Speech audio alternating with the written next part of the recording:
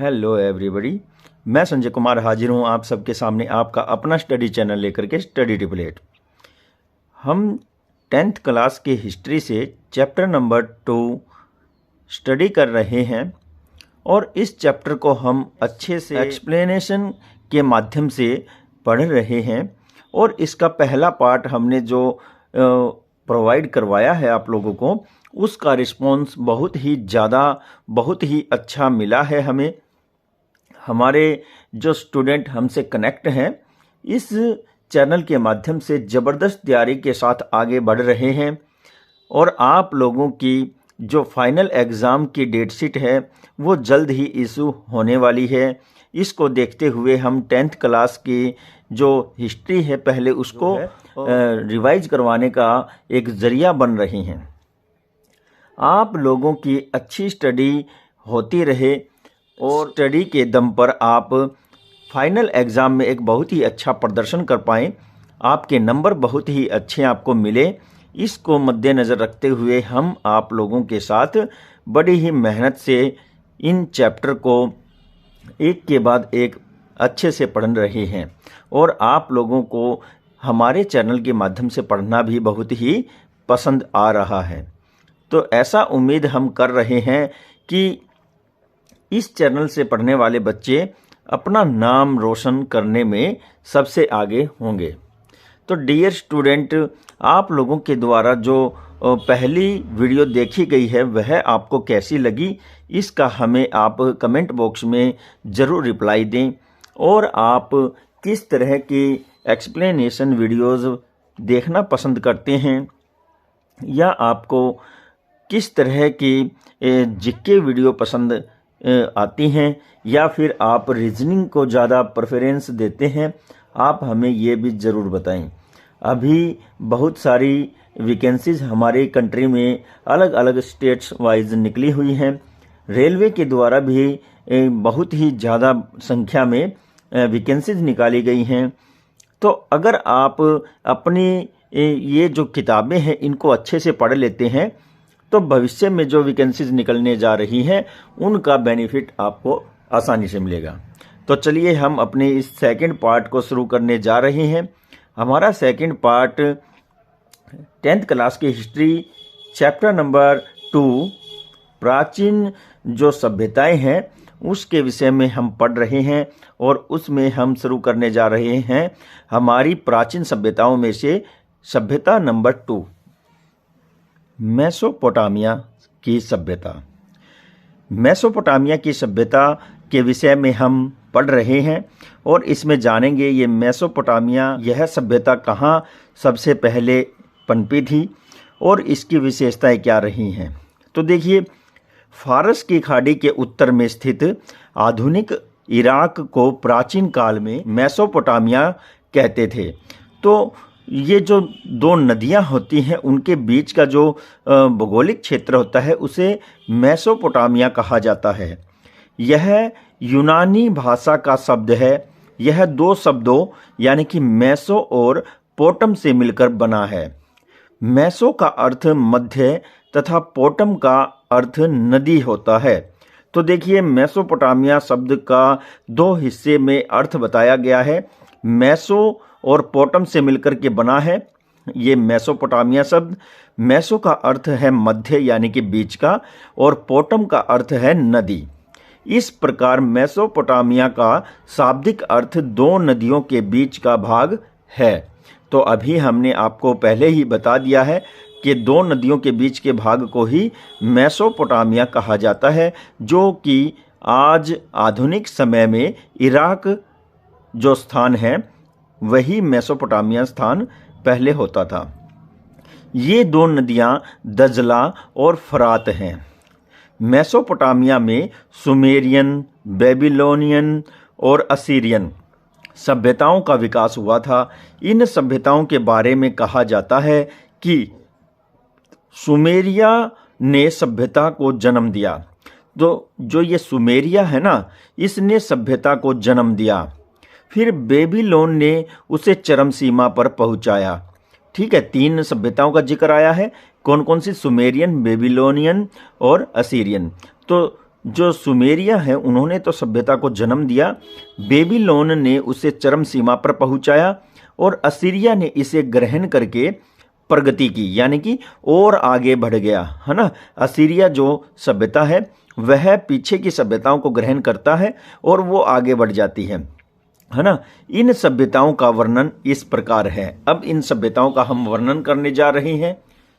Mesopotamia की सभ्यताओं को जानने के साधन तो बेहिस्तून अभिलेख जो मेसोपोटामिया क्षेत्र से प्राप्त हुए हैं तो उससे पता चलता है कि ये सभ्यता कैसी रही होगी। फिर है रोसेटा अभिलेख। रोसेटा अभिलेख क्या होती है? कील के सहायता से खुदाई करके लिखे जाते थे अक्सर या चित्र, वही रोसेटा अभिलेख है। फिर सूसा अभिलेख है और फिर इसके साथ धार्मिक साहित्य, जो उस समय में धार्मिक पुस्तकें होती थी, उनकी मदद से भी इस सभ्यता के विषय में जानकारी मिलती है। उर, एरिडू और लगास, निपुर आदि नगरों की खुदाइयों से मिलने वाली सामग्री। तो प्राचीन जो मेसोपोटामिया के नगर थे वो ये नगर यहाँ पर बताए गए हैं। उर, एरिडू, लगास, निपुर, ये जो नगर थे ये खुदाई से मिले हैं और उन नगरों से जो प्राचीन सामग्रियां मिली हैं उनसे हमें मेसोपोटामिया सभ्यता के विषय में जानकारी प्राप्त होती है। फिर आगे है मिट्टी की पट्टिकाओं पर खुदे लेख या जिगुरात। जो मिट्टी की पट्टियां बनाई गई थी उनके ऊपर कुछ लेख खुदे हुए थे और जिगुरात आदि उन वहाँ से प्राप्त हुए थे। जिगुरात जो हैं वो भी इसी तरह की कलाकृति होती है जिस पर बहुत से लेख खुदे होते हैं और जिनकी सहायता से हमें प्राचीन विश्व के विषय में, उस क्षेत्र के विषय में हमें जानकारी प्राप्त होती है। फिर हम्मुराबी की संहिता। हम्मुराबी के विषय में आपने ज़रूर सुना होगा। इसके ऊपर बहुत सी जो है हॉलीवुड की वीडियो भी बनी हुई है और बहुत ही ये सभ्यता जो है फली फूली है, पनपी है। इस हम्मुराबी के समय में एक कानून व्यवस्था को लागू किया गया था जिसे हम्मुराबी संहिता कहा जाता है।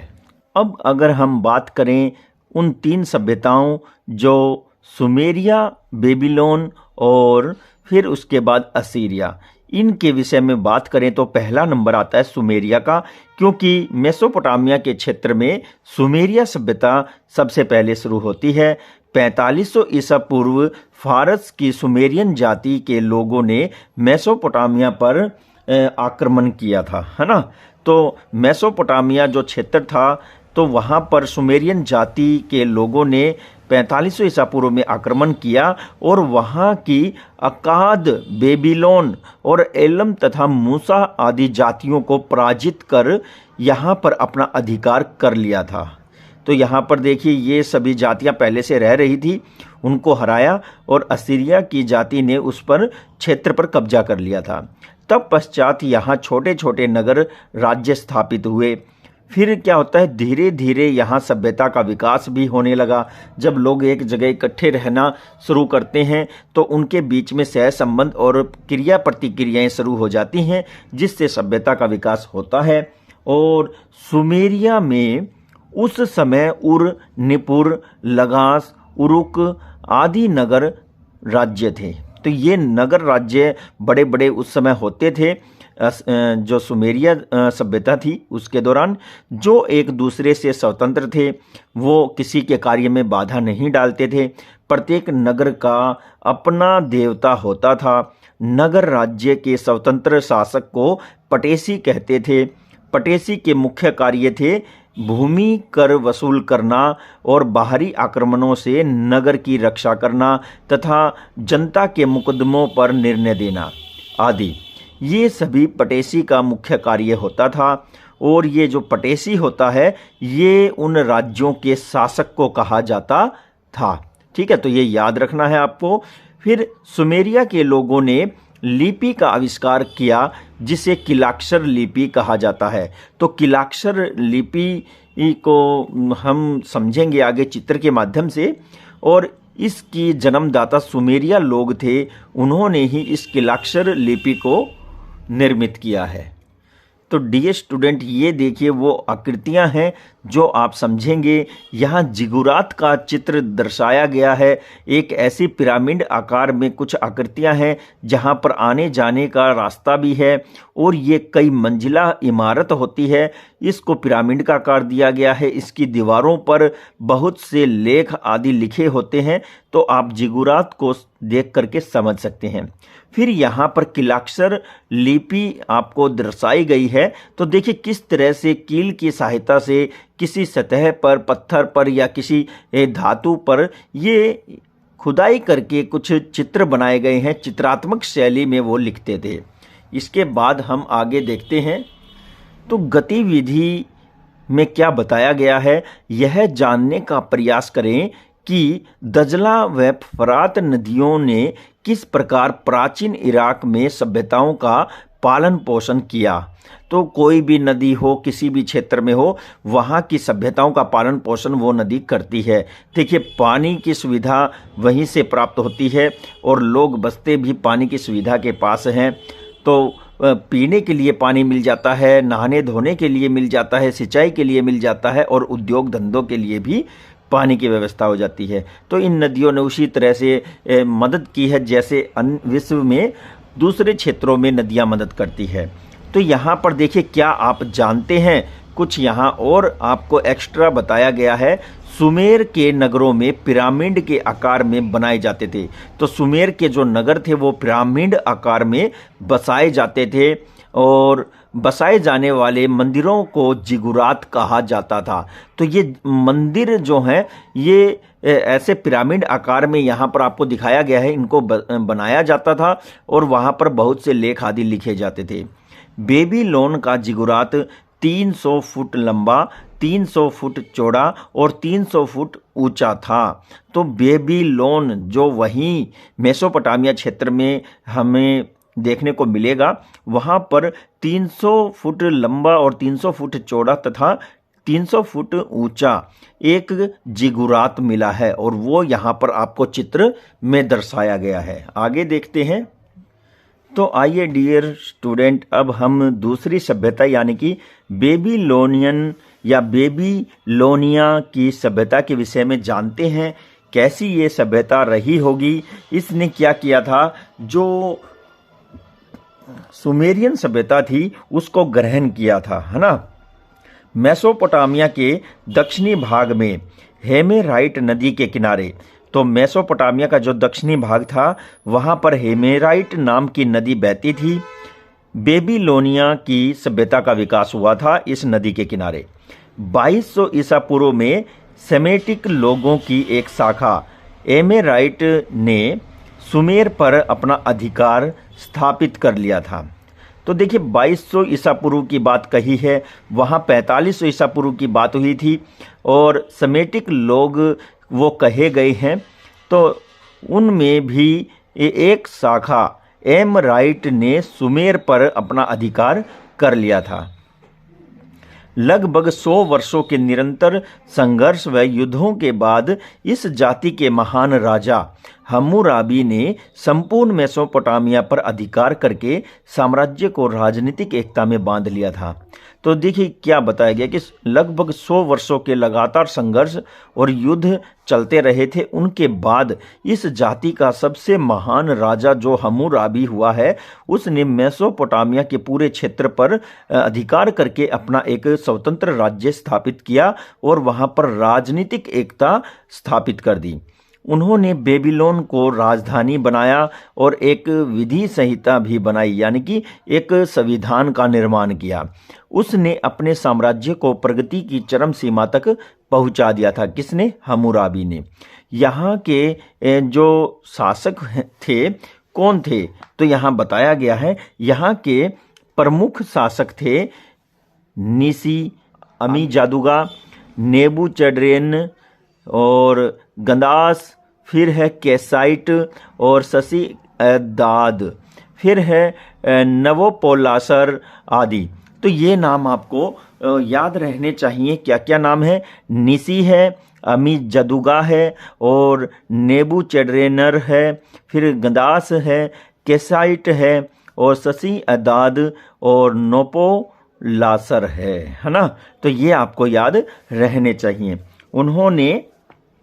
उन्होंने आगे क्या बताया है, 536 उन्होंने 536 ईसा पूर्व तक शासन किया था। तो ये भी आपको याद रहने योग्य बातें हैं। तो देखिए, सेमेटिक जो है मध्य पूर्व की तरफ से आने वाली और सामी भाषा बोलने वाली जाति रही है। अब हम बात करते हैं इसी सभ्यता का जो तीसरा पहलू है या तीसरी सभ्यता है, वो मेसोपोटामिया की तीसरी सभ्यता रही है, असीरिया की सभ्यता।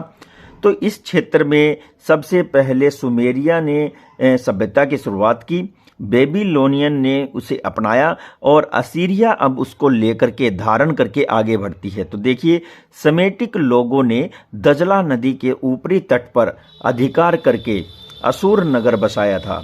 तो असूर नगर बसाने का कार्य किसने किया था? सेमेटिक लोगों ने। और कहाँ? दजला नदी के ऊपरी तट पर। इस नगर के नाम पर ही यह सभ्यता असीरिया की सभ्यता के नाम से प्रसिद्ध हुई। सेमेटिक लोगों ने 700 वर्षों तक यहाँ पर शासन किया।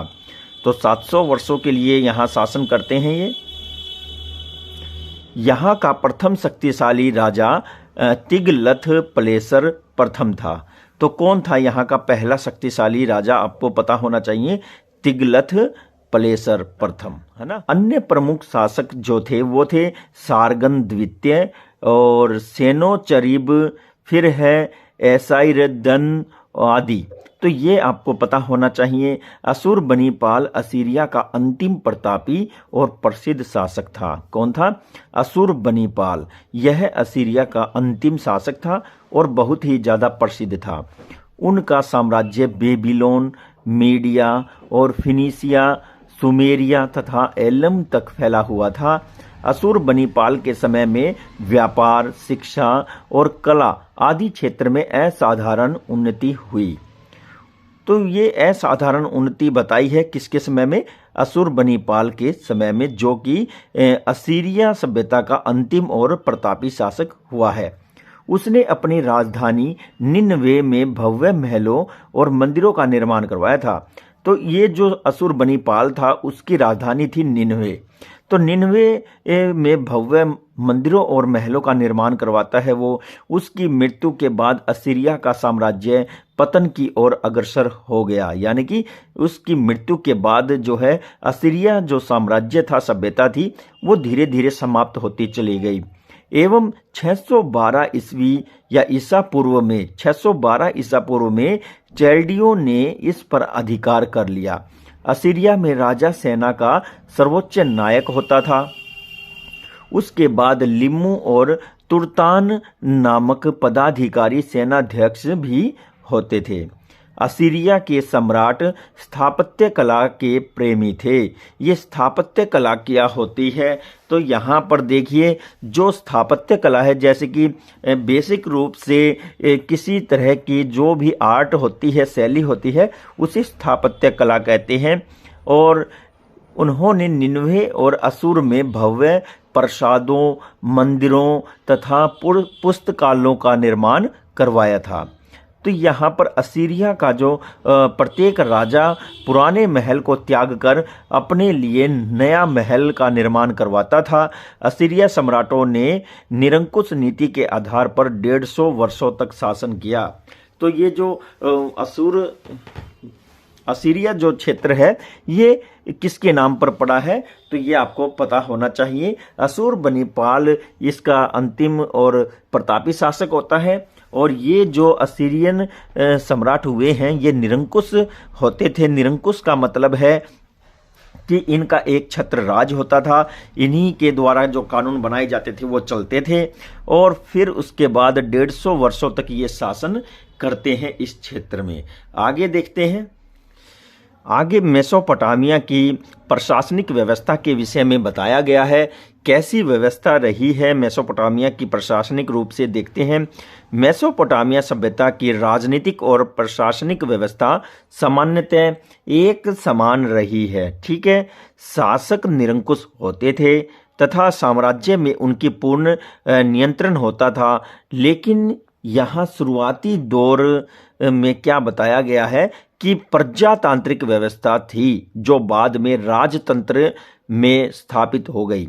तो प्रजातांत्रिक का मतलब है कि जनता अपने राजा को चुनती थी, जनता को पूरी आज़ादी होती थी अपना कार्य करने की, और सारे कार्य जो है जनतंत्र के आधार पर ही चलते थे।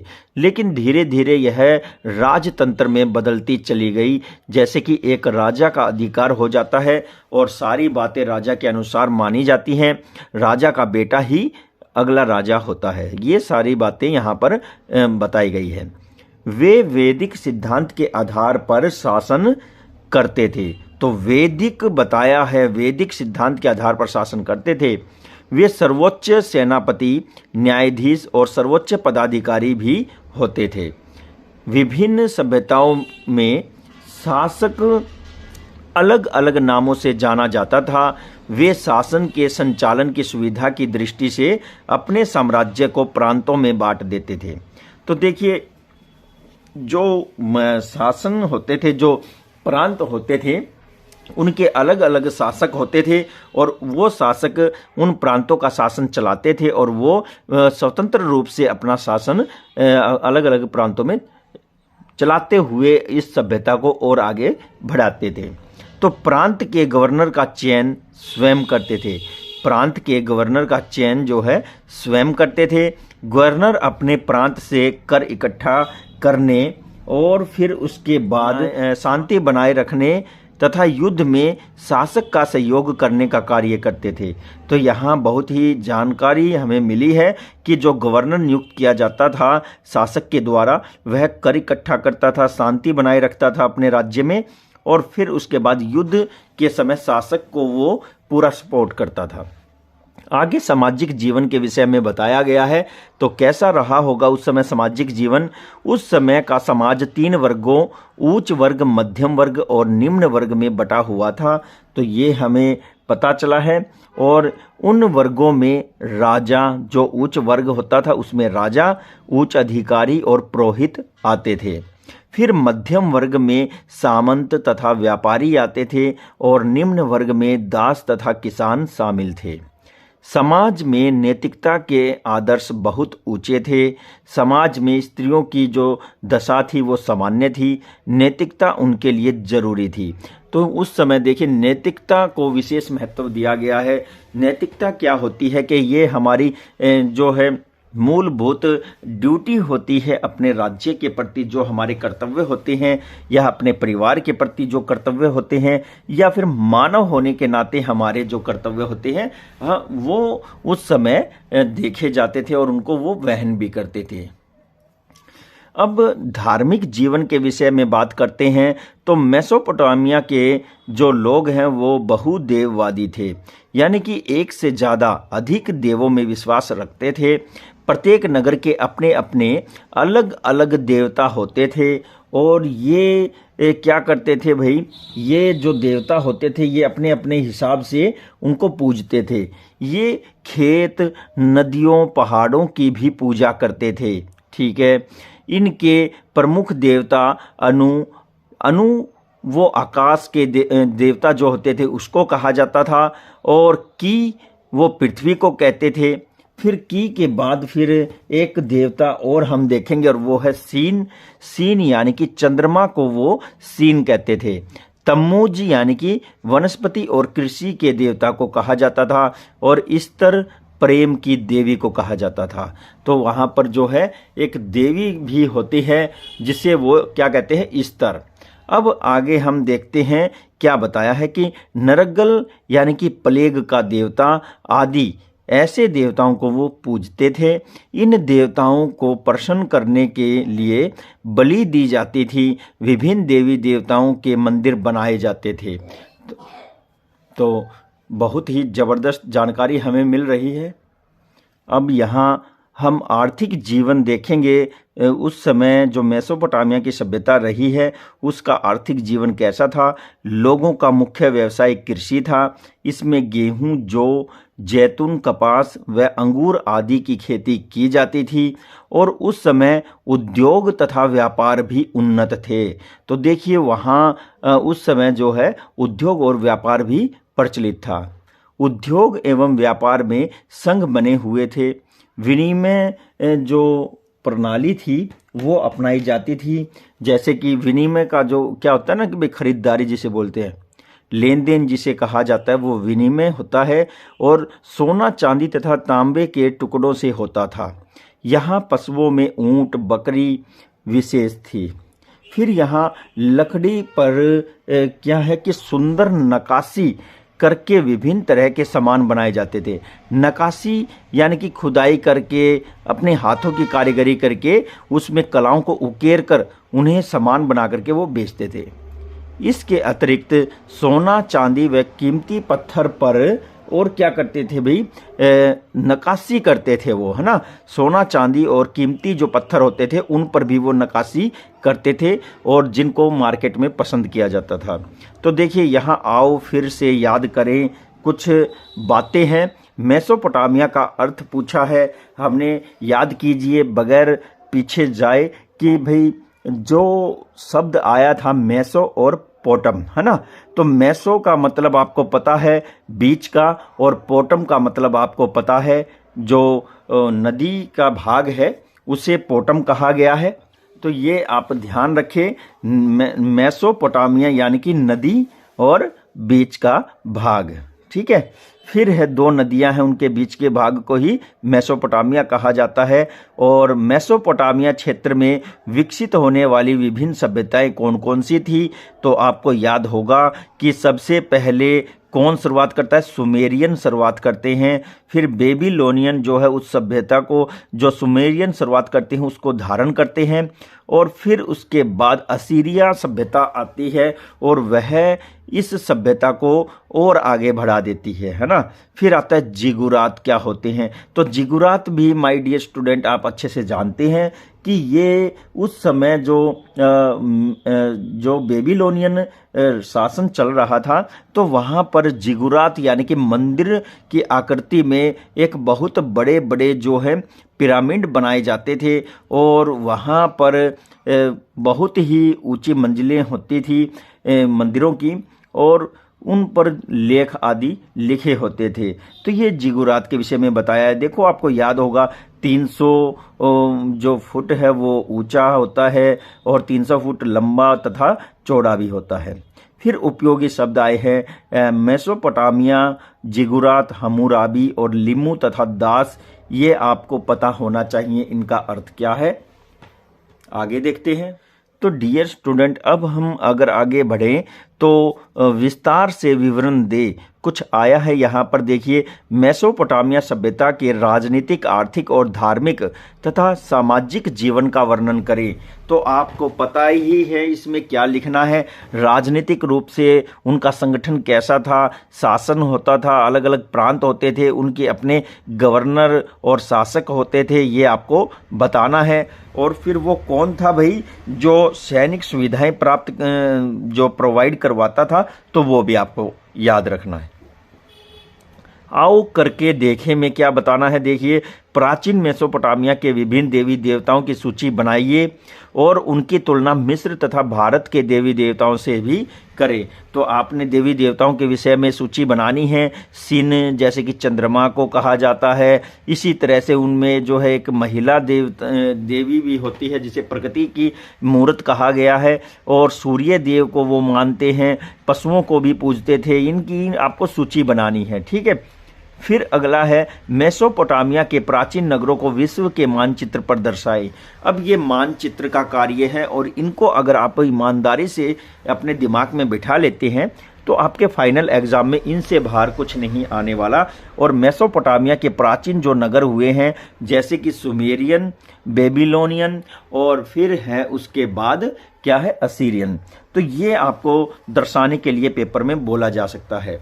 तो डियर स्टूडेंट अब हम देखते हैं हमारी नेक्स्ट सभ्यता। अब हमारी जो तीसरी सभ्यता है, देखिए सबसे पहले हमने मिस्र की जो सभ्यता है, मेसोपोटामिया की जो सभ्यता है उनके विषय में जानकारी प्राप्त की है। और अब हम तीसरी सभ्यता यूनान की सभ्यता के विषय में बात करते हैं। तो बात करें हम यूरोप के दक्षिण पूर्व में स्थित यूनान के एक प्रायद्वीप की, है ना। यूनान एक प्रायद्वीप है और ये कहाँ है? यूरोप के दक्षिण पूर्व में स्थित है और यही यूनानी क्षेत्र हुआ है। यह 3 तरफ से समुद्र से घिरा हुआ है। इसमें 502 टापू हैं। टापू आप समझते हैं द्वीप को बोलते हैं, जिनमें क्रीट, ट्राय, साइप्रस और एंथेस, मेसिडोन तथा स्पार्टा आदि प्रमुख थे। इन द्वीप पर लगभग 4000 ईसा पूर्व में एक सभ्यता का उदय और विकास हुआ। तो 4000 वर्ष पूर्व, तो पहली जो थी वो 4500 वर्ष पूर्व बताई गई थी, बेबीलोनियन, है ना। और उससे भी पहले हमने पहली सभ्यता पढ़ी है, उसको बताया गया है। और अब हम देखते हैं यूनानी, तो इसमें 4000 ईसा पूर्व बताया है इसके विकास का समय, जिसे क्रीट की सभ्यता कहते हैं। यह सभ्यता 1500 ईसा पूर्व तक बनी रही। और आगे बताया गया है नोसन्स तथा फिस्टस ट्राय इस सभ्यता के गढ़ थे। गढ़ का मतलब है कि मेन जो स्थान थे वो यही थे। कौन कौन से? नोसन्स और फिस्टस, है ना। क्रीट की सभ्यता के पतन के बाद माइसिन नामक नगर में माइसिनियन सभ्यता का उदय हुआ था, जो 1200 ईसा पूर्व तक चली थी। ठीक है।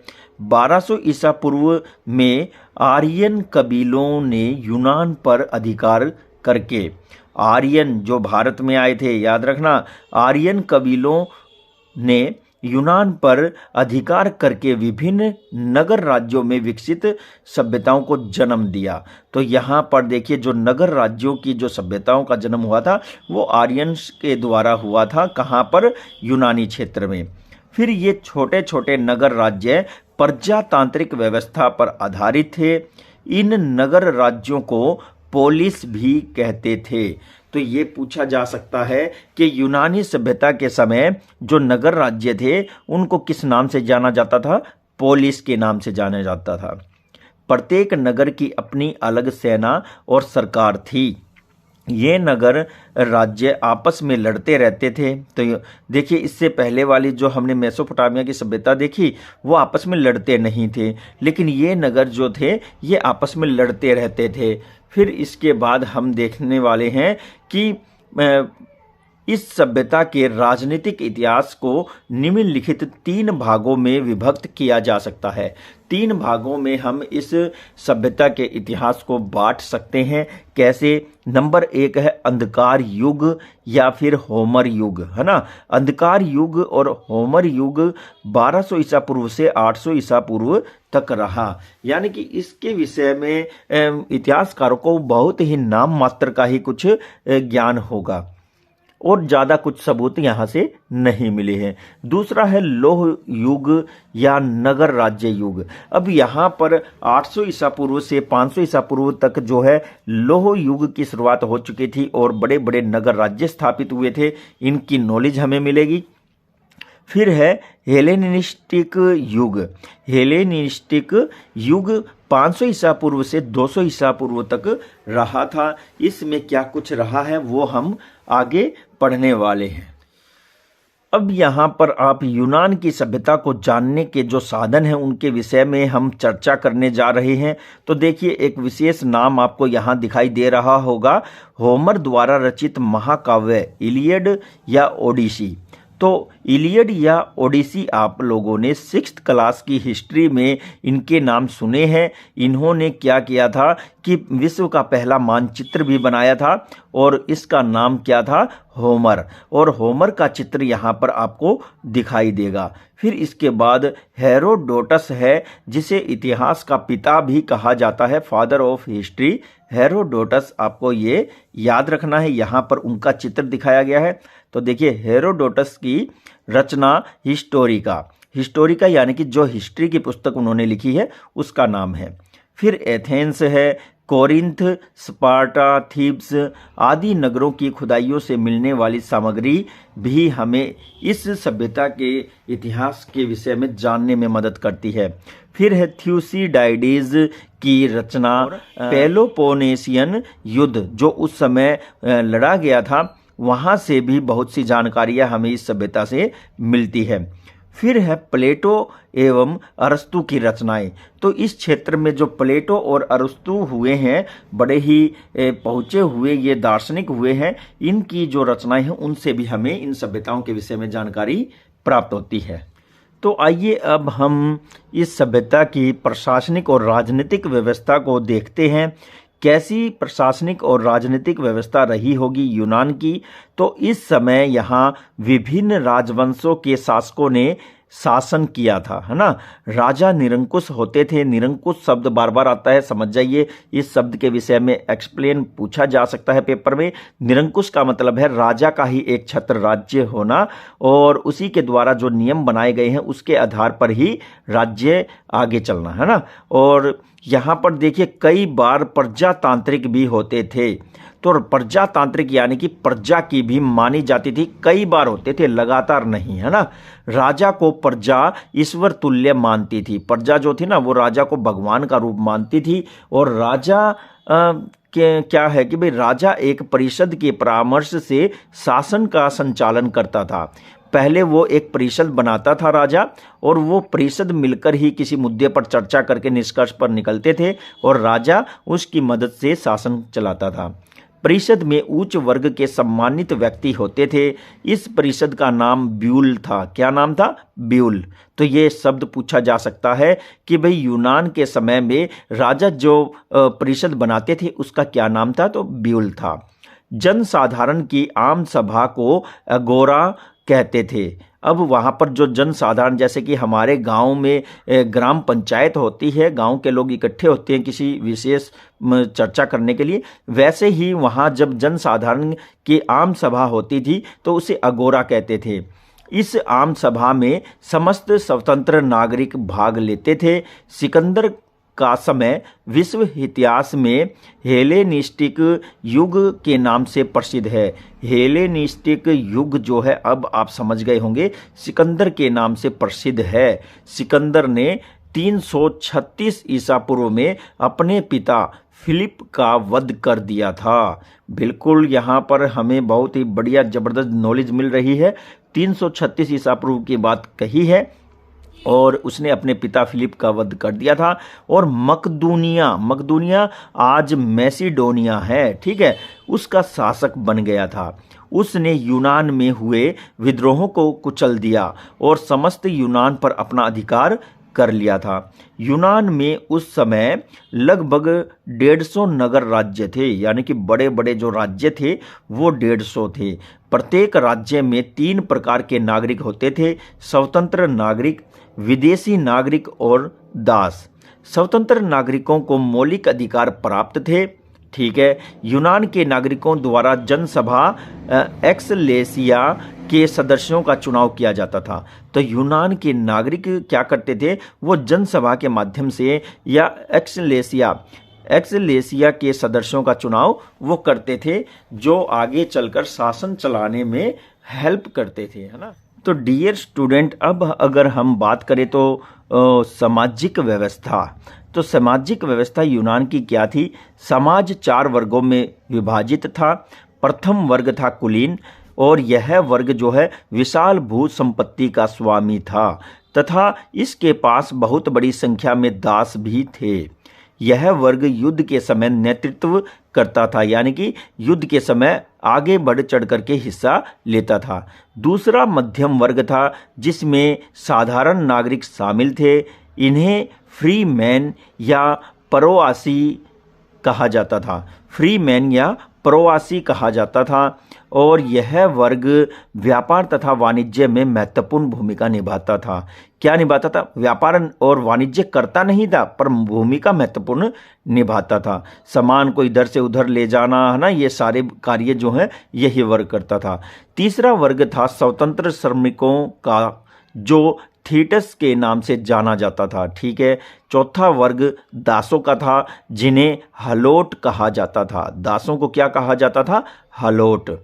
धार्मिक विश्वासों और सामाजिक प्रथाओं का समाज में प्रचलन था। तो देखिए उस समय जो धार्मिक सामाजिक व्यवस्था थी उसमें धार्मिक विश्वासों और सामाजिक प्रथाओं का जो है समाज में प्रचलन था, उनकी अपनी प्रथाएं थी, है ना। तो ये ध्यान में रखना है। अगला पॉइंट हमारा है तीसरा, आर्थिक एवं वाणिज्यिक व्यवस्था। तो यूनान की आर्थिक और वाणिज्यिक व्यवस्था कैसी थी? यूनान आर्थिक दृष्टि से समृद्ध था।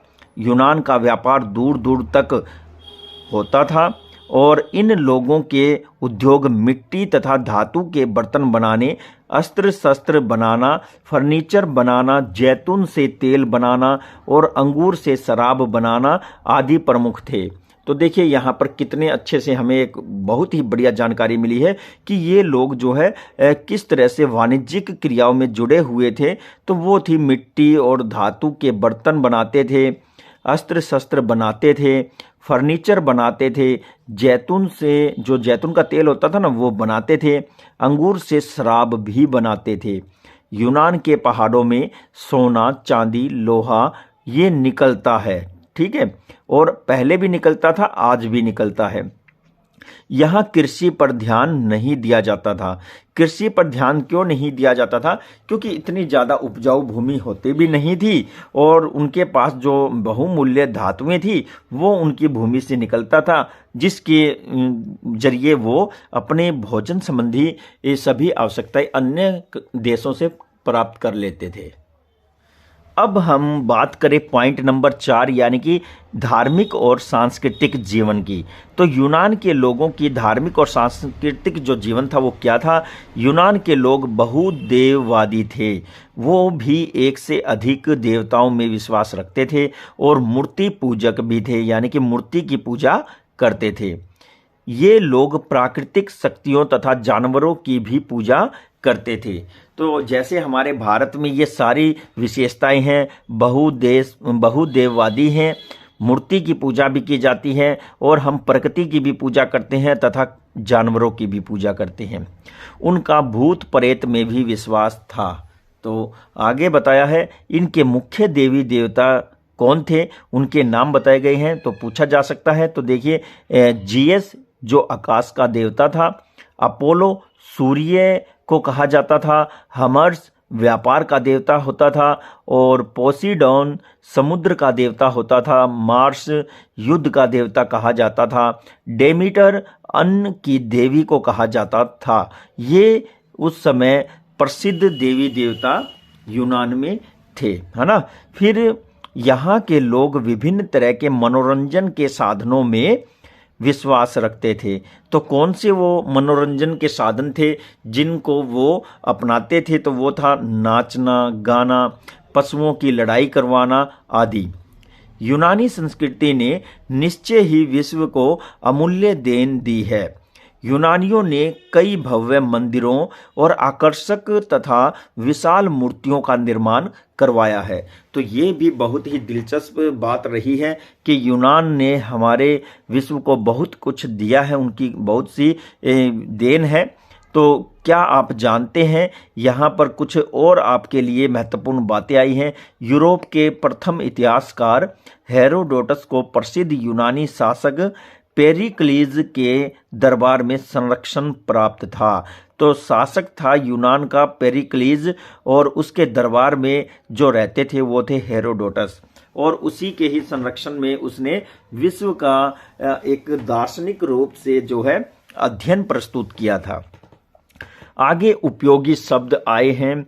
उपयोगी शब्द में क्या बताया है वो हम देखते हैं। होमर आपने देखा था कि भाई जो चित्र मैंने आपको दिखाया था हेरोडोटस के साथ जो होमर था उसका चित्र। और फिर अगोरा किसे कहा जाता है, जो आपको पता है कि भाई उस समय कौन सी जाति प्रजाति जो रही है, हमने स्टार्टिंग में पढ़ा है, उसको आप अच्छे से पढ़े। तो ये जो जाति प्रजातियां होती थी वो आम सभा करती थी और उनकी आम सभा को अगोरा कहा जाता था, है ना। फिर ब्यूल है। ब्यूल के विषय में भी आपने जाना है। ये ब्यूल क्या है इसको आप फिर से रिमाइंड करें, और जब तक आप इसको रिमाइंड करते नहीं हैं तब तक ये आपको याद नहीं रहेगा। ब्यूल का अर्थ है वो परिषद जो शासक द्वारा बनाई जाती थी। फिर है प्रोआसी हमने जस्ट थोड़े समय पहले ही पढ़ा था कि प्रोआसी किसे कहा जाता है, जो किसान वर्ग होता था, कार्य करता था, उनको प्रवासी कहा जाता था। फिर हलोट है, थीटस है, इनके विषय में आप रह करके रिपीट करते रहे, रिमाइंड करते रहें, ताकि आपको ये हमेशा के लिए याद हो जाए। और अपने मित्रों के साथ भी आप इन इन्फॉर्मेशन को शेयर करते रहें। जब आप दूसरों के साथ शेयर करते हैं तो ज़्यादा अच्छे तरीके से आपको ये याद रह जाते हैं। आगे देखते हैं। अब यहाँ पर देखिए, आओ फिर से याद करें कुछ बातें, कुछ पर्सन महत्वपूर्ण हैं, यहीं से आप लोगों के लिए क्वेश्चन बनने वाले हैं। तो क्या कहा है, यूनान के इतिहास को राजनीतिक दृष्टि से कितने कालों में बांटा जाता है या बांटा जा सकता है? हमने स्टार्टिंग में देखा था 3 कालों में बांटा जा सकता है, तो वो आपको एक बार फिर से पढ़ लेना है और उसका आप यहाँ पर जिक्र करेंगे, है ना, कि समय के अनुसार कि भाई इतने ईसा पूर्व से लेकर के इतने ईसा पूर्व तक, जैसे कि अंधकार युग कहा गया है ना, शुरुआत में हमने पढ़ा था, उसको देखना है आपको। फिर है ब्यूल व अंगोरा का अर्थ बताइए। तो देखिए, ये अभी हमने डिस्कस किया है। ब्यूल क्या था, वो परिषद थी। अंगोरा क्या था, वो आम जनसभा थी, है ना। तो इसको आप एक्सप्लेन करेंगे। ये 2 नंबर का क्वेश्चन आराम से आ जाएगा। फिर आपका विस्तार से वर्णन दे, ये कहा है, यानी कि 5 नंबर का प्रश्न पूछा गया है। यूनानी सभ्यता के धार्मिक, सामाजिक, आर्थिक और राजनीतिक जीवन की विशेषताएं बतानी हैं। लगभग सभी सभ्यताओं की लगभग समान रहती हैं, बस कुछ महत्वपूर्ण शब्द हैं, नाम हैं, वो चेंज होते हैं, वो आपको ध्यान रखने हैं। फिर इसके बाद देखिए, आओ करके सीखें। आओ करके सीखें में भी बहुत ही महत्वपूर्ण जानकारी आपको मिलने जा रही है। विश्व के मानचित्र पर यूनानी नगर दर्शाएं। तो यूनान के जो नगर हुए हैं उस समय उनको हमें यूनान के मानचित्र, जो एरिया है विश्व के मानचित्र पर, वो हमें दर्शाना है। ठीक है। फिर आगे देखिए, यूनानी देवी देवताओं की सूची बनाकर उनकी तुलना समकालीन सभ्यताओं से के देवी देवताओं से करें। तो समकालीन सभ्यताएं कौन कौन सी रही हैं आपको पता है। इनके यूनान की सभ्यता के साथ मेसोपोटामिया की है, रोमन की है, और फिर इंडियन जो हमारी सभ्यता रही है, सिंधु सरस्वती सभ्यता। तो इनकी आप जो है मिलान भी करें, आप जिक्र करते जाएं कि भाई ये सूर्य को पूजते थे, ये भी पूजते थे, ये पशुओं को पूजते थे, ये भी पूजते थे, और ये प्रकृति को पूजते थे, एक आध उदाहरण देना है इनके साथ में, और ये भी पूजते थे, आपको ये बताना है।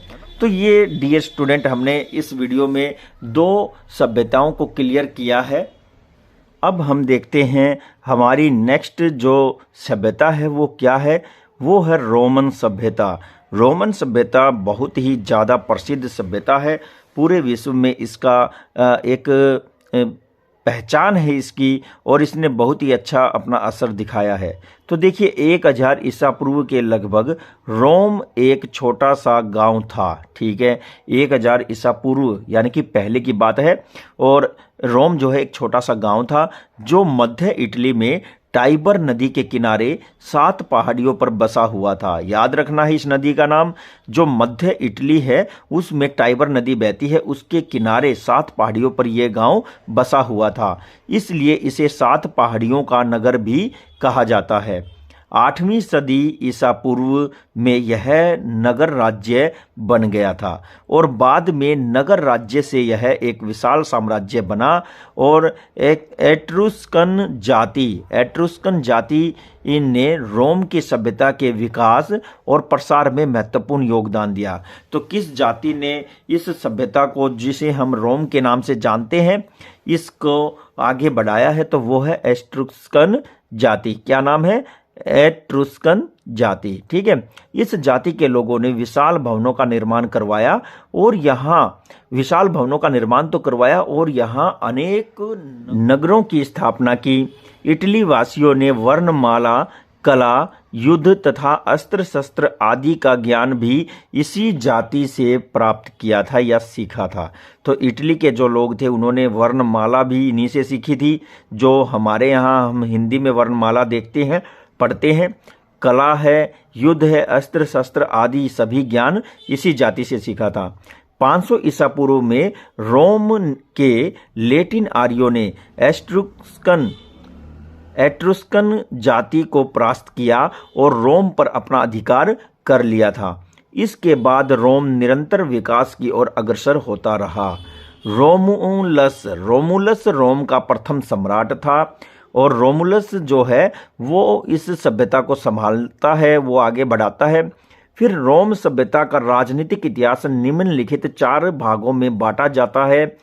नंबर 1 भाग है राजतंत्र काल, जो 753 ईसा पूर्व से 509 ईसा पूर्व तक रहा। फिर इसके बाद है दूसरा गणतंत्र काल 509 ईसा पूर्व से लेकर के 133 ईसा पूर्व तक रहता है। तीसरा है सैनिक अधिनायकों का काल, 133 ईसा पूर्व से 27 ईसा पूर्व तक यह काल रहता है। और चौथा है साम्राज्यवादी काल, 27 ईसा पूर्व से लेकर 476 ईस्वी तक ये होता है। इनमें इसको बांटा जाता है जो रोम साम्राज्य है ना। राजतंत्र में राजा राज्य का अध्यक्ष होता था, उसके अधिकार जो है सीमित होते थे। और राजतंत्रकालीन समाज जो था वो 2 वर्गों में बटा हुआ था, पैट्रिशियन वर्ग तथा प्लेबियन वर्ग। पैट्रिशियन वर्ग क्या है भाई, देखते हैं। इस वर्ग में लेटिन लोग आते थे जो रोम के ही वास्तविक निवासी थे। इस वर्ग में रोम के उच्च तथा कुलीन परिवारों के व्यक्ति आते थे। फिर दूसरा वर्ग है प्लेबियन वर्ग। इसमें कौन आते थे, जिसमें स्वतंत्र दास, भूमिहीन और गरीब व्यक्ति आते थे जिनको राजनीतिक अधिकार प्राप्त नहीं थे। इस युग में रोम में अनेक सड़क, नहर तथा पुल बने थे। रोम की सुरक्षा के लिए उसके चारों ओर एक दीवार का निर्माण करवाया गया। रोम में सुंदर भवन और मंदिर बनवाए गए। तो ये बातें आपको याद रखनी है। आगे देखते हैं। आगे है ऑगस्टस का युग, 31 ईसा पूर्व से 14 ईसा पूर्व रोम का स्वर्ण युग कहलाता है। ठीक है। फिर ऑगस्टस जो युग रहा है, यानी कि ये उस समय शासक हुआ है ना, तो उसका युग जो है शांति और समृद्धि का युग रहा है। उसके अधीन रोम ने विभिन्न क्षेत्रों में अभूतपूर्व उन्नति की। रोमन सभ्यता की उसके समय की राजनीतिक, आर्थिक, सामाजिक, सांस्कृतिक व्यवस्था का वर्णन निम्न प्रकार से किया जा सकता है। तो कैसे, देखिए, रोम की सभ्यता को जानने के साधन तो 12 पट्टिकाओं पर लिखे लेख, 12 टेबल्स के नाम से हम इसे जानते हैं, तो वो हैं। फिर है रोम के पुरोहितों द्वारा लकड़ी की तख्तियों पर लिखे लेख, जिन्हें हम एनल्स पेंटिफिकम के नाम से जानते हैं। और लिवी की रचनाएं या पॉलीबियस और डियोडोरस के लेख। तो ये जो सभी पुरातात्विक बातें हैं या चीज़ें हैं और जो लेख हैं, इनसे हमें रोमन साम्राज्य के सभ्यता के विषय में जानने को मिलता है। तो देखिए, यहाँ पर सिक्के भी चलाए जाते थे। प्रत्येक शासक अपने अपने चित्र के अनुसार जो हैं वो सिक्के चलाते थे। और यहाँ पर रोमन देवता जुपिटर को दर्शाया गया है। इस चित्र को आप देखिए। आगे देखते हैं। फिर प्रशासनिक व्यवस्था जो रोम में रही है, तो देखिए, रोम में गणतंत्रात्मक शासन व्यवस्था जनता द्वारा चुनी हुई सीनेट के हाथों में केंद्रित थी। ठीक है, एक सीनेट होती थी जिसे जनता ही चुनती थी। तो देखिए, यहाँ पर सीनेट के सदस्यों की संख्या 300 थी, परंतु ये सब सदस्य पैट्रिशियन वर्ग के होते थे। सीनेट द्वारा 2 न्यायाधीश नियुक्त किए जाते थे, जिन्हें कौंसल कहते थे। कौंसल, जो न्यायाधीश होते थे ना, उनको कौंसल कहते थे। तो पहले तो जनता 300 सीनेट यानी कि अपने जनप्रतिनिधियों को चुनती थी, और ये 300 जनप्रतिनिधि अपने में से 2 न्यायाधीश की नियुक्ति करते थे और उन्हीं को ही कौंसल कहते थे। इनका कार्यकाल 1 वर्ष का होता था। वे मुख्य न्यायाधीश, प्रमुख सेनापति तथा प्रशासक थे। कौंसल की सहायता के लिए एक वित्त अधिकारी भी होता था, जिसे क्या कहते थे भाई, एक वित्त अधिकारी होता था, और वो आपको पता होना चाहिए, जिसे क्वेस्टर्स कहते थे। क्या कहते थे? क्वेस्टर्स। ठीक है। फिर इसके अतिरिक्त प्रशासन में सहायता देने के लिए 3 पदाधिकारी भी होते थे, और वो थे सेंसर्स। फिर आगे है कर वसूल करने वाला अधिकारी और एल्डीज, है ना। ये तीनों अधिकारी भी होते थे जो मदद करते थे प्रशासनिक कार्यों में। शांति व्यवस्था बनाए रखने वाला और प्रोटोर न्यायाधीश, इनकी नियुक्तियां 1 वर्ष के लिए करता था। ठीक है, जो न्यायाधीश होता था ना, इनकी नियुक्तियां वो 1 वर्ष के लिए करता था। प्रांत के शासन प्रबंधन का संचालन करने के लिए गवर्नर नियुक्त किए जाते थे। इनका कार्यकाल 1 वर्ष का होता था।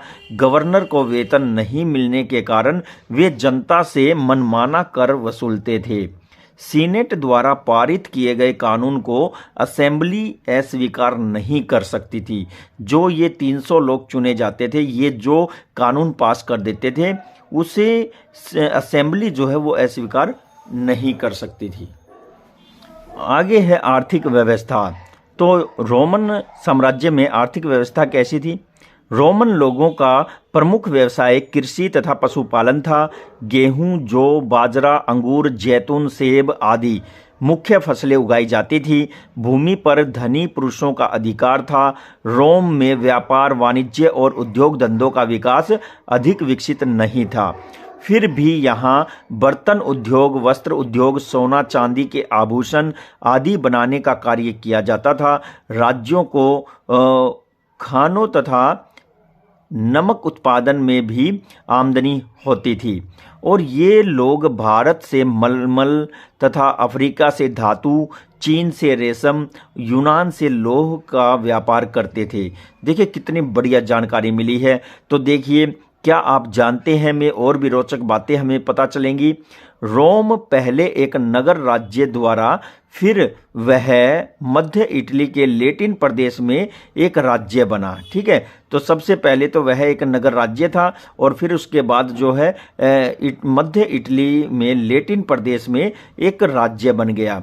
इसके बाद इसमें समूची इटली का विलय हो गया। ठीक है, पूरी इटली का विलय हो जाता है तथा अंत में इसने एक विशाल साम्राज्य का रूप धारण किया था। अब हम देखते हैं तीसरा पॉइंट, सामाजिक और सांस्कृतिक व्यवस्था। रोम के सामाजिक जीवन का मूल आधार परिवार था। ठीक है, वो परिवार बना करके बसते थे। परिवार संयुक्त होते थे, संयुक्त यानी कि सभी छोटे बड़े इकट्ठे रहते थे। परिवार के सदस्यों को मुखिया की आज्ञा का पालन करना पड़ता था। रोम के निवासी प्रकृति के देवताओं की अपेक्षा आत्माओं की उपासना में अधिक विश्वास रखते थे। वो प्रकृति के देवताओं को कम मानते थे, जैसे सूरज, हवा, चांद, है ना, वो आत्माओं को ज़्यादा मानते थे।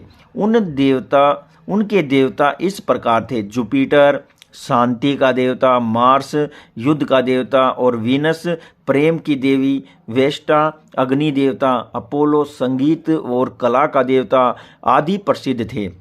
रोम की शासन व्यवस्था की धुरी धार्मिक विचार ही थे। तो धार्मिक विचारों पर ही उनका शासन चलता था। अब यहाँ पर देखिए, गणतंत्र काल में राज्य की वास्तविक शक्ति जनता के हाथों में थी, लेकिन प्लेबियन और दास वर्ग को किसी भी प्रकार की राजनीतिक अधिकार प्राप्त नहीं थे। प्लेबियन वर्ग इसके लिए निरंतर संघर्ष करते रहते थे। तो प्लेबियन जो थे ना, ये सबसे निम्न स्तर का जो वर्ग होता था, इसमें दास होते थे और वो अपनी आज़ादी और राजनीतिक अधिकारों के लिए हमेशा संघर्ष करते रहे हैं। क्या आप जानते हैं में कुछ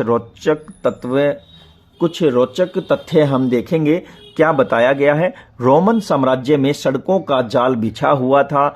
ये सड़कें विश्व के सभी प्रमुख देशों, नगरों को रोम से जोड़ती थी। अतः यह एक लोकोक्ति उचित प्रतीत होती है कि संसार की सड़कें रोम को जाती हैं या सभी सड़कें रोम को जाती हैं। ये लोकोक्ति होती थी जो हिंदी में आप देखते हैं कि सभी सड़कें जो हैं रोम को जाती हैं। इस तरह से जाल बिछा हुआ था सड़कों का। और उपयोगी शब्द हैं, यहाँ पर देखिए, आप पहले भी पढ़ चुके हैं इन उपयोगी शब्दों को, चैप्टर के बीच में आए हैं। एट्रुस्कन, फिर प्लेबियन है और फिर पैट्रिशियन है, कौंसल है और कवेटर्स है। तो बड़े अच्छे से आप इनको फिर से रिमाइंड करें। तो आओ फिर से याद करें में कुछ हम रोचक तथ्यों को फिर से जानते हैं। रोम को 7 पहाड़ियों का नगर क्यों कहा जाता है? क्योंकि यह मध्य इटली में जो नदी बहती है, टाइबर नदी जो बहती है, उसके किनारे पर 7 पहाड़ियां मौजूद है, वहां रोम नगर बसा हुआ है, इसलिए इसे 7 पहाड़ियों का नगर कहा जाता है। रोमन सभ्यता को राजनीतिक दृष्टि से कितने कालों में बांटा जा सकता है? तो आपने देखा था 4 भागों में इसे बांटा गया है, और यह है लास्ट में 476 ईस्वी तक आता है, ईसा पूर्व से लेकर के ईस्वी तक आता है। ठीक है। फिर रोम की शासन व्यवस्था कैसी थी? तो रोम की शासन व्यवस्था आपको बताना है। लोग पहले किसको चुनते थे? सीनेट यानी कि 3 नेताओं को चुनते थे, 300 नेताओं को चुनते थे। फिर उसके बाद जो है वो 300 नेता 2 न्यायाधीशों की नियुक्ति करते थे। ये सारे वहाँ पर जो है उनकी हेल्प करने के लिए भी कुछ अधिकारी होते थे, तो आपको ध्यान रखना है। ठीक है। फिर विस्तार से विवरण दे। यहाँ पर देखिए 5 नंबर का प्रश्न आपका बनता है, और यहाँ पूछा गया है रोमन सभ्यता के प्रशासनिक, आर्थिक, सामाजिक, धार्मिक जीवन का विवरण दे। तो यहाँ जब आप जवाब देते हैं तो सबसे पहले तो रोमन के लिए एक छोटा सा पैरा बनाए कि भाई ये सभ्यता यहाँ से ऐसे ऐसे पनपी थी, और फिर आप इसका वर्णन इस प्रकार करेंगे। हेडिंग बनेगी प्रशासनिक और फिर एक पैरा, फिर दूसरी हेडिंग बनेगी आर्थिक और फिर एक पैरा, और तीसरी सामाजिक, फिर पैरा, और फिर धार्मिक, फिर एक पैरा। इस तरह से आपको अपने प्रश्न का जवाब देना है। आओ करके देखें। इसमें क्या पूछा है? विश्व के मानचित्र पर रोमन साम्राज्य से जुड़े देशों को दर्शाएं। जो रोमन साम्राज्य के देश हैं वो पूछे जा सकते हैं, और यहाँ पर आपको बार बार अभ्यास करना है विश्व के मानचित्र में, और अब पूरी तैयारी के साथ पेपर में जाए। रोमन सभ्यता को सामाजिक वर्गों की सूची बनानी है। रोमन सभ्यता के जो सामाजिक वर्ग थे उनकी सूची बनानी है। तो आपने पहले जो इस सभ्यता के विषय में अभी पढ़ा है, तो उसमें जितने भी सामाजिक वर्ग हैं, जैसे कि उच्च वर्ग है ना, उसमें शासक वर्ग भी आता है, फिर सामंत वर्ग आता है, इसी तरह से आपको वो सारे वर्गों की सूची बनानी है। ठीक है। फिर देखिए यूनानी देवी देवताओं की सूची बनाकर उनकी तुलना समकालीन सभ्यताओं के देवी देवताओं से करनी है। ठीक उसी तरह से है जैसे हमने पिछली सभ्यता में देखा था। तो यूनान के लोग जो हैं कैसे देवी देवताओं को पूजते हैं, वैसे ये थोड़ा अलग है। ये क्या करते थे? ये प्राकृतिक देवी देवताओं की तुलना में जो है भूत प्रेत में ज़्यादा विश्वास रखते थे। ठीक है। तो यहाँ डिफरेंस रहने वाला है, ये विशेष ध्यान रखना। रोमन के विषय में हम जानते हैं ममीज यहाँ पर जो है लाशों को बना करके रखा जाता है, तो ये भी आपको पता होना चाहिए। तो डियर स्टूडेंट, आप लोगों की उच्च भविष्य और अच्छे नंबर आए इसकी कामना करते हुए हम माँ सरस्वती से एक ही विनम्र निवेदन कर रहे हैं कि हे माँ, अगर हमारे ये स्टडी 888 चैनल से जुड़े जितने भी बोर्ड की परीक्षाएं देने वाले स्टूडेंट हैं, अगर ये अपने लगन से पूरी मेहनत से स्टडी कर रहे हैं, तो कृपया इनके मन मंदिर में और इनके दिमाग में निवास करें, और समय पर जब इन्हें आवश्यकता हो तो आप इन्हें अपना वरदान जरूर दें। तो देखिए आप लोगों की स्टडी आपके हाथ में है। हम केवल अपनी तरफ से अपना कार्य कर सकते हैं, वो हम कर रहे हैं। वीडियो को 2 से 3 बार आप जरूर देखें, क्योंकि जब तक आप वीडियो को रिपीट करके नहीं देखेंगे तब तक आपके दिमाग में ये चैप्टर पूरा सेट नहीं होने वाला है। शीघ्रता अति शीघ्र आप अपनी तैयारियों का शेड्यूल अपने एग्ज़ाम के लिए अपने हर सब्जेक्ट के हिसाब से तय कर लें, है ना। अब बहुत ही बढ़िया समय चल रहा है। तो आपका अगर फिर भी कोई क्वेश्चन बनता है या बचता है तो आप हमें कमेंट बॉक्स में ज़रूर से ज़रूर लिख भेजें। और अभी तक अगर आपने इस वीडियो को लाइक कमेंट शेयर नहीं किया है तो आपसे विनम्र निवेदन करते हैं कि आप इस वीडियो को लाइक कमेंट शेयर ज़रूर करें। और जितने भी न्यू स्टूडेंट इस वीडियो को देख रहे हैं, तो इसी तरह की महत्वपूर्ण वीडियोज़ के नोटिफिकेशन भविष्य में प्राप्त करने के लिए आप लोग स्टडी 888 चैनल को जल्दी से जल्दी शीघ्र अति शीघ्र आप सब्सक्राइब करें। आप लोगों से हम इजाज़त चाहते हैं।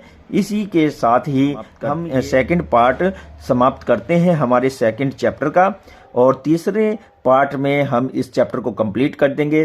फिर इन तीनों पार्ट को हम मिला करके एक संपूर्ण वीडियो आपको प्रोवाइड करवा देंगे, और इस तरह से हमारा ये चैप्टर भी कंप्लीट हो जाएगा।